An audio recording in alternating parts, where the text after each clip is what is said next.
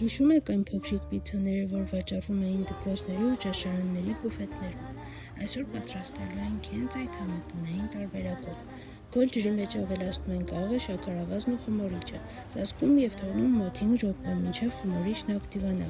Ավելացնում ենք կարագն ու աղգիտը, խառնում, ապա ալյուրը լցնում ենք քիչ-քիչ, հունձելով փափուկ խմոր։ Ալյուրը միշտ ավելացրեք աստիճանաբար, քանի որ դրա քանակը կարող է տարբեր լինել։ Խմորը պետք է լինի փափուկ և կարող է նույնիսկ թեթև կպչել ձեռքերին։ Խմորն տարանպատում ենք յուղով, ծածկում և թողնում տաք տեղում 1-ից 1.5 ժամ։ Հասունացած խմորը կրկին հունձում ենք, բաժանում 9-ից 10 մասի, գնդում, բացում փոքր պիցցայի տեսքով և եզրերին թողնում փոքր բարձրություն։